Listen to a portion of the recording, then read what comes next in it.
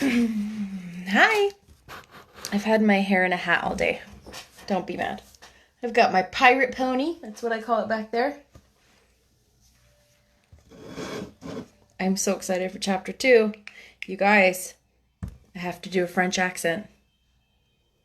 Dear all French people, I apologize. I'll do my best. That's all we can do, right?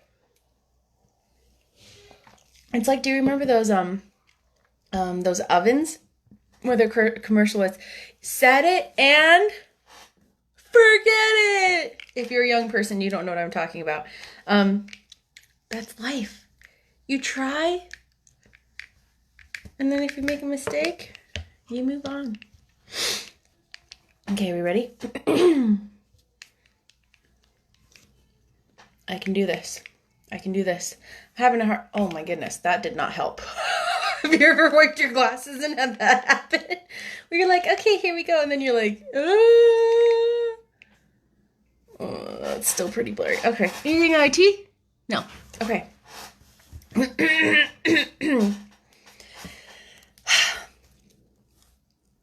almost forgot how to swallow. Chapter 2. A French Lesson.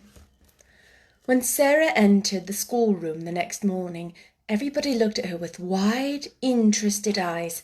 By that time, every pupil, from Lavinia Herbert, who was nearly 13 and felt quite grown up, to Lotte Hales, who was only just 4 and the baby of the school, had heard a great deal about her. They knew very certainly that she was Miss Minchin's show pupil, and was considered a credit to the establishment. One or two of them had even caught a glimpse of a French maid, Mariette, who had arrived the evening before. Lavinia had managed to pass Sarah's room when the door was open, and had seen Mariette opening a box which had arrived late from some shop. It was full of petticoats with lace frills on them. Frills and frills, she whispered to her friend Jessie as she bent over her geography. I saw her shaking them out. I heard Miss Minchin say to Miss Amelia that her clothes was so grand that they were ridiculous for a child. My mamma says that children should be dressed simply. She's got one of those petticoats on now. I saw it when she sat down. She has silk stockings on too, whispered Jessie, bending over her geography also. And what little feet! I never saw such little feet. Oh, sniffed Lavinia spitefully. That is the way her slippers are made. My mamma says that even big feet can be made to look small if you have a clever shoemaker. I don't think she is pretty at all. Her eyes are such a queer colour. She isn't pretty as other pretty people are, said Jessie, stealing a glance across the room. But she makes you want to look at her again. She has tremendously long eyelashes, but her eyes are almost green. Sarah was sitting quietly in her seat, waiting to be told what to do. She had been placed near Miss Minchin's desk. She was not abashed at all by the many pairs of eyes watching her. She was interested and looked back quietly at the children who looked at her. She wondered what they were thinking of, and if they liked Miss Minchin, and if they cared for their lessons, and if any of them had a papa at all like her own. She had had a long talk with Emily about her papa that morning. He is on the sea now, Emily, she had said. We must be very great friends to each other and tell each other things. Emily, look at me. You have the nicest eyes I ever saw. But I wish you could speak. She was a child full of imaginings and whimsical thoughts, and one of her fancies was that there would be a great deal of comfort in even pretending that Emily was alive and really heard and understood. After Mariette had dressed her in her dark blue schoolroom frock and tied her hair with a dark blue ribbon, she went to Emily, who sat in a chair of her own, and gave her a book. You can read that while I am downstairs, she said, and seeing Mariette looking at her curiously, she spoke to her with a serious little face. What I believe about dolls, she said, is that they can do things they will not let us know about. Perhaps really Emily can read and talk and walk, but she will only do it when people are out of the room. That is her secret. You see, if people knew that dolls could do things, they would make them work, so perhaps they have promised each other to keep it a secret. If you stay in the room, Emily will just sit there and stare. But if you go out, she will begin to read, perhaps, or go and look out of the window. Then if she heard either of us coming, she would run back and jump into a chair and pretend she'd just been there all the time. Comme elle est drôle, Mariette said to herself, and when she went downstairs she told the head housemaid about it. But she had already begun to like this old little girl who had such an intelligent small face and such perfect manners. She had taken care of children before who were not so polite. Sarah was a very fine little person, and had a gentle, appreciative way of saying, "If you please, Mariette." "Thank you, Mariette," which was very charming. Mariette told the head housemaid that she thanked her as if she was thanking a lady. "Et a l'air d'une princesse, cette petite," she said. Indeed, she was very much pleased with her new little mistress and liked her place greatly. After Sarah had sat in her seat in the schoolroom for a few minutes, being looked at by the pupils, Miss Minchin rapped in a dignified manner upon her desk. "Young ladies," she said, "I wish to introduce to you your new companion." All the little girls rose in their places, and Sarah rose also. "I shall expect you all to be very agreeable to Miss Carew. She has come to us from a great distance, in fact, from India. As soon as lessons are over, you must make each other's acquaintance." The pupils bowed ceremoniously, and Sarah made a little curtsy, and then they sat down and looked at each other again. "Sarah," said Miss Minchin in her schoolroom manner, "come here to me." She had taken a book off from her desk and was turning over its leaves. Sarah went to her politely. "As your father has engaged a French maid for you," she began, "I conclude that he wishes you to make a special study of the French language." Sarah felt a little awkward. "I think he engaged her," she said, "because he thought I would like her, Miss Minchin." "I am afraid," said Miss Minchin with a slightly sour smile, "that you have been a very spoiled girl, and always imagine that things are done because you like them.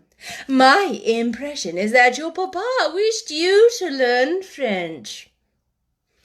If Sarah had been older, or less punctilious about being quite polite to people, she could have explained herself in very few words, but as it was, she felt a flush rising in her cheeks.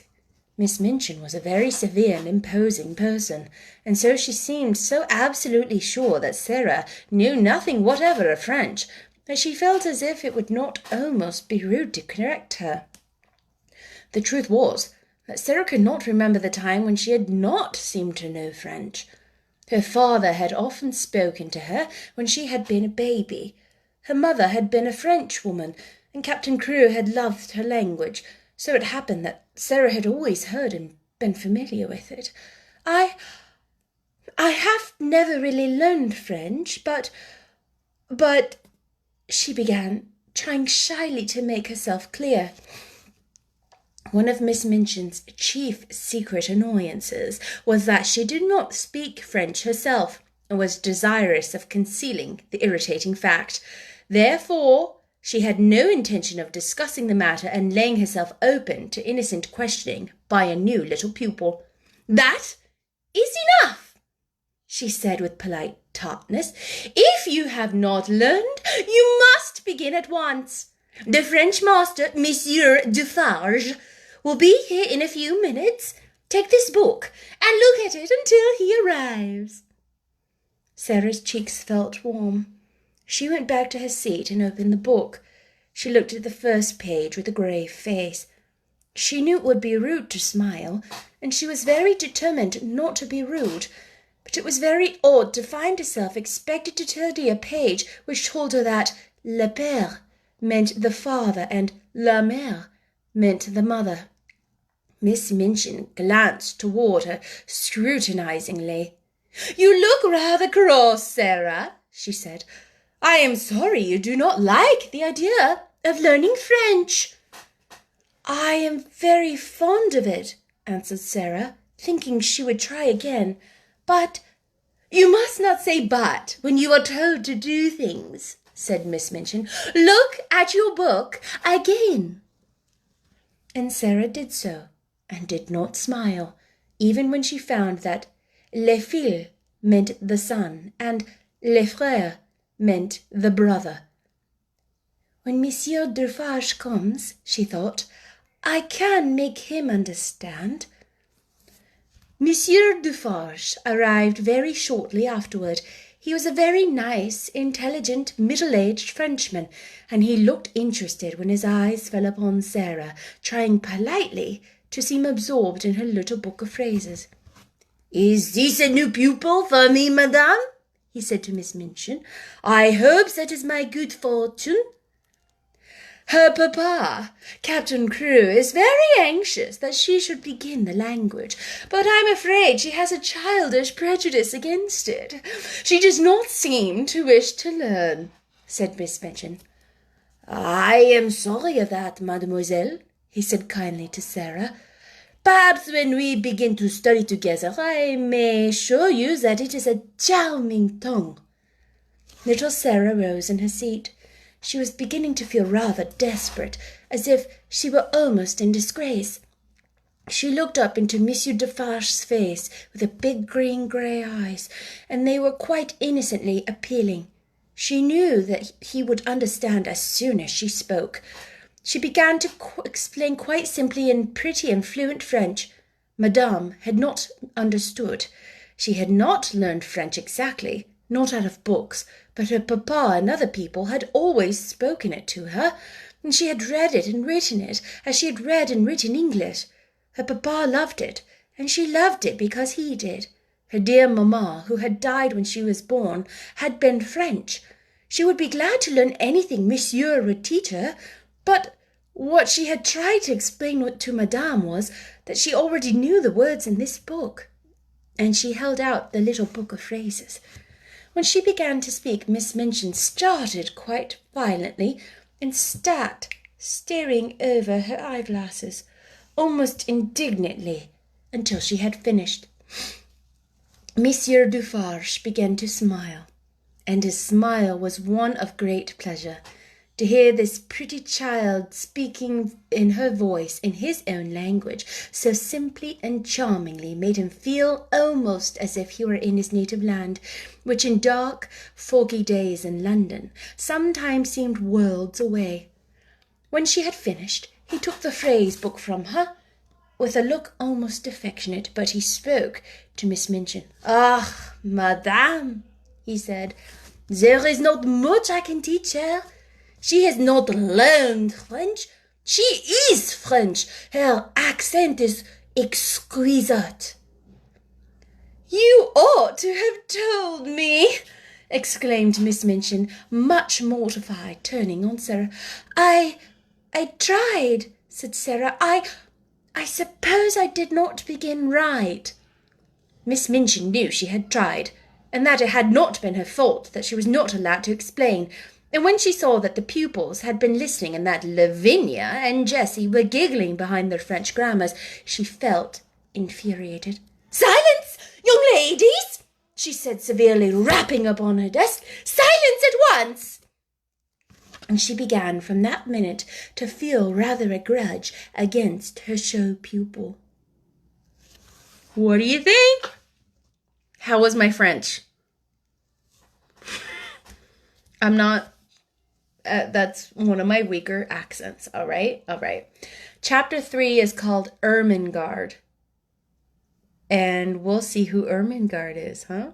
What do you think of The Little Princess? Are you enjoying it?